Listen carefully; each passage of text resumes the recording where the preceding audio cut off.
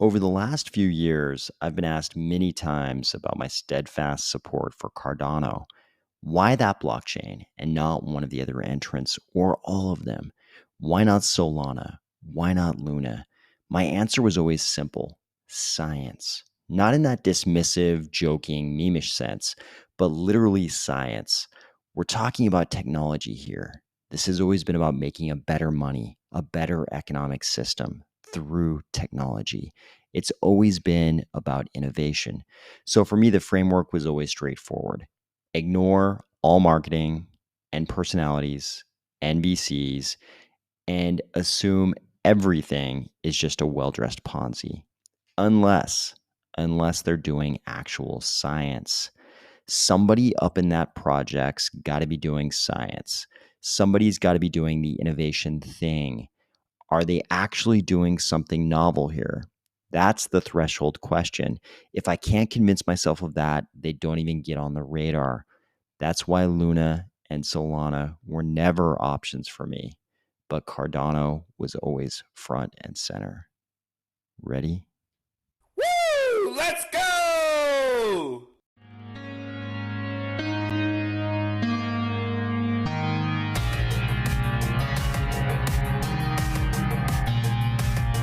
Thank you to Andrew Wild for the intro. Today we're going to discuss a Luna disaster implosion update. Even mainstream media now questioning the Ethereum virtual machine and its role in crypto. Some Liqwid AquaFarmers mint details, that's going down soon apparently. Some more Cornucopias details, and some incisive commentary from Charles on Cardano funding versus how it's sometimes done in other chains. If you're a fan of very modern looking buildings looming over reflection pools, or if you're finding value in these videos each weekday, please consider delegating to the Army of Spies stake pool, ticker AOS. We now have an updated Terra ecosystem revival plan from Stablequan himself. Let me preface this by saying this is a little bit like if your friend came to pick you up in his car.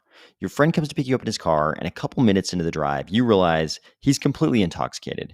But before you can manage to get out of the car, he gets you into a horrible automobile accident, a horrible car accident.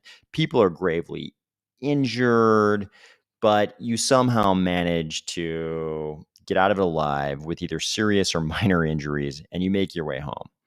The next day, your friend calls you up and says, "Hey, I just had a few drinks. Let's go for a drive." Raise your hand if you're getting in that car, because if you are, you're probably going to love this ecosystem revival plan. Do Kwon tells us, as of this time, there are still several $billion worth of UST, and the value of Luna token has fallen to essentially zero. Even if the peg were to eventually restore after the last marginal buyers and sellers have capitulated, the holders of Luna have so severely been liquidated and diluted that we will lack the ecosystem to build back up from the ashes. While a decentralized economy does need decentralized money, UST has lost too much trust with its users to play the role. You'll notice this is a marked change from the last communication from Stablequan that we covered, I believe, on the last video. So Stablequan has just told us where value does not remain in the Terra ecosystem. Now he's going to tell you where the value is, where there still is value in the Terra ecosystem. Spoiler alert, it's you. It's just you. He says, so what remains? While UST has been the central narrative of Terra's growth story over the last year, the Terra ecosystem and its community is what is worth preserving. That's right. You are the product he's going to serve up. We've built up one of the largest and most vibrant developer ecosystems in crypto. Okay, you and the developers, but you, if you're a developer or just a member of the ecosystem. Terra Station has a large install base with millions of users across the world. So you're part of this product too, even if you've just downloaded Terra Station. Although in distress, strong brand recognition and a name that almost everyone in the world will have heard about. Yep. People are going to love to get behind the Terra brand name after all this. Nothing is going to say consistent quality like Terra at this point. So here's where it gets really interesting. He says the Terra community must reconstitute the chain to preserve the community and the developer ecosystem. Validators should reset the network ownership to 1 billion tokens distributed as follows. And he has a bullet point list of where he thinks the coins should go. Do you all remember in the Satoshi white paper when Satoshi was like, oh, and by the way, if anything bad happens, we should just allow the validators to reset network ownership? That was the big selling point, right? That was why we all got involved in Bitcoin, because we were looking forward to the possibility of the validators resetting network ownership on us if things didn't turn out like they wanted.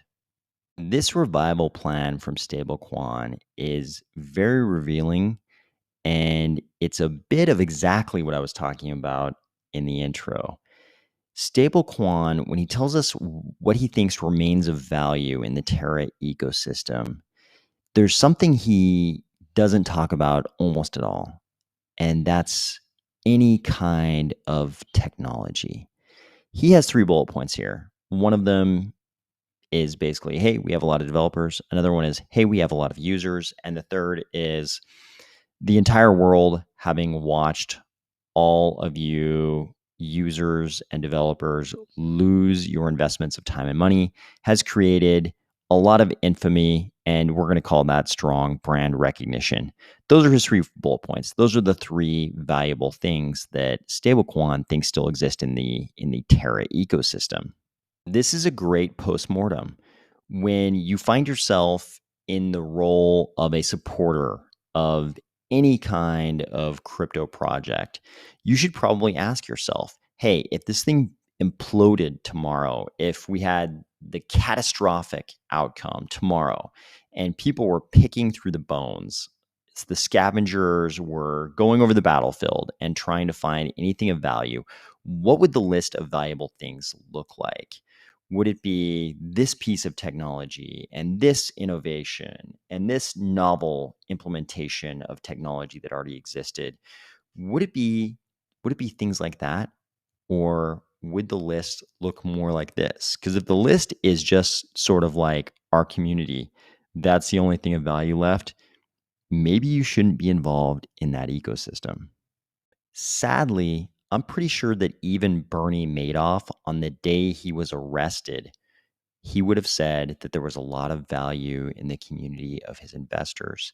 And I'm not trying to downplay the amount of work that developers have probably put into the Terra ecosystem. I mean, developers have probably done a huge amount of valuable work trying to build out dApps in the Terra ecosystem or having built them out. Probably a lot of great dApps in the Terra ecosystem. So I'm not trying to downplay the efforts that those developers have made, but let's face it, they could have built those dApps elsewhere, somewhere better that wouldn't implode like this. If there is a silver lining to this Terra Luna UST implosion, if there is one, we can say that maybe it's opened people up to the possibility that they shouldn't just follow status quo thinking in crypto. Certainly, I think a lot of people who became victims of this Terra ecosystem implosion, probably a lot of them, if they're being honest with themselves, would say that they were just sort of following the crowd. Number was going up and a lot of people were in, so they jumped in. But it looks like even very, very mainstream publications like Forbes are now asking questions, even in little explainer articles. This article here, Will Ethereum's Virtual Machine Eat Itself, has like a little bit of a provocative title. And then you get into the article and it's kind of just a giant explainer article about the EVM, the Ethereum virtual machine, and how it's basically become central to everything in crypto. But that title says a lot. Will Ethereum's virtual machine eat itself? And then you find little gems in the article like this one. Ethereum's virtual machine may not be the best virtual machine in the industry. 9 years into its existence, it's old tech, but it remains dominant because of its first mover advantage. That is not a very glowing appraisal of the Ethereum virtual machine. And they even go on to talk about Cardano a little bit. It's become normal for us to find articles like this, and there be no mention whatsoever of Cardano, only of other blockchains. But this one actually devotes a little bit of text to Cardano among a bunch of other blockchains. I think it's interesting. I think we're entering this new era. Once again, this seems to happen every bear cycle. Every bear cycle, all of a sudden, people start questioning everything, which they should. They should have been doing it all along. But people start asking questions. They don't just follow the status quo thinking anymore. And when you see that even in an article from a super mainstream publication like Forbes, which, I mean, they could have gotten away with just the straight explainer article here, but the author is giving you little peeks into something deeper. And in this case, it's like, hey, the EVM is the standard, but maybe that's only because of its first mover advantage. Maybe it's not the best virtual machine in the industry. We now have details on the Liqwid AquaFarmers NFTs. If you don't know what these are, we've covered these in multiple previous videos. Go back and listen to those videos, watch those videos if you want those details. But it looks like this mint is going to be going down at 12 p.m. UTC on Tuesday, May 17th. The total price for these NFTs will be 46.2 ADA, and they're breaking down where those fees are going. I think the base price is like 44 ADA, but then there's a fee for NFT Maker Pro, and there's the network requirements because you're sending NFTs back and forth. There was a whitelist for this mint. We've talked about it on previous videos. You need to make sure your wallet is on that whitelist, and there will be a 12-hour window starting from mint launch for whitelisted users to secure their NFT. You must send your ADA from the same wallet that's in the whitelist. One of the interesting details here is this line. It says the whitelisted addresses will be able to mint one NFT for 44 ADA. I believe there are different rarities for these NFTs. So this makes me question if you could only mint one per address. I'm sure people are doing everything possible to distribute out their LQ tokens, or they did those things prior to the snapshot for the whitelist. So I'm sure there'll be people who will be getting a large number of these NFTs through whatever address contrivance they engaged in. It says once this 12-hour window has passed, whitelisted addresses will be allowed to mint 2 additional Liqwid AquaFarmer NFTs. There will be an announcement when the initial 12-hour single mint window has passed. The list of whitelisted addresses amounts to, according to this article, 8,241 addresses. Given that there are different rarities of these NFTs, I'll be curious to see what these go for on secondary. If the vast majority of people just get one or just a couple, but probably if they just get one, I'll be really curious to see what the more rare versions of these NFTs go for in secondary. The latest Kopi Cafe, that's episode 7, had some additional details about their land plots. We already knew that the small land plot would be something like 16 meters by 24 meters. That's like an NBA basketball court. The medium size land parcel would be 24 meters by 36 meters. And that was that shape that kind of corresponded from to a Major League Baseball field, like home plate. It looked like, 3/4 of the way to third base, and then extending out a little bit into the outfield in between first and second base. I know that probably doesn't make much sense, but you can go back and watch that video where they sort of laid out the size of that parcel against a Major League Baseball field. Now we know that the large land plot is something like the size of an Olympic swimming pool. An Olympic swimming pool is 25 meters by 50 meters. As you can see here, the large land plot will be 32 meters by 48 meters. Apparently, the 2 additional sizes beyond this will be epic and copious, and we don't yet know the size of either of those 2 land parcels. But it sounds like this large size parcel is pretty big. I think we're going to find out a lot more about this when the documentation on the land parcels comes out. But it sounds like you're going to be able to fit quite a bit on this type of land parcel. Like possibly you could have a blacksmith shop and some farming going on a plot this big. They also talked about the size of a small custom dome. The small custom dome is going to be larger than a soccer field. Here you can see that a soccer field is 70 meters by 106 meters, and a small custom dome will be 90 meters by 108 meters. So larger than a soccer field by quite a ways. I'll be really curious to see what people are able to do in some of these small custom domes. If people are able to have successful entrepreneurial ventures in these domes, then I think Cornucopias will probably be onto something here. Here's a real soccer field for reference. This is Etihad Stadium. I think there's a big difference between what we've seen quite a bit of at this point in metaverse virtual worlds, at least the ones that are connected to crypto.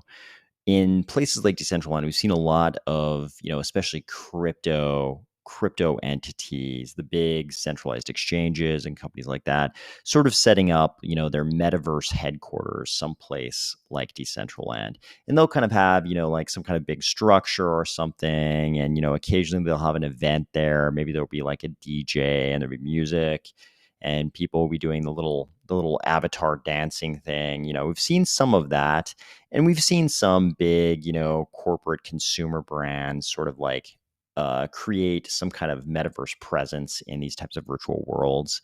But I've seen a lot more of that than I have of small businesses, like individual crypto users, not giant companies, but individual crypto users being able to, buy a little land parcel and be able to start a functioning, valid, legit small business.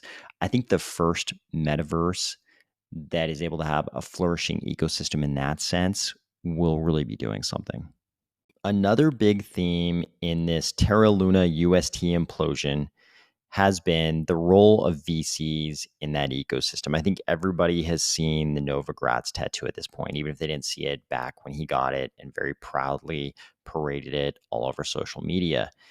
Here, Charles has some pretty incisive commentary about that. He says, Cardano's catalyst be like, look at me, I'm the VC now.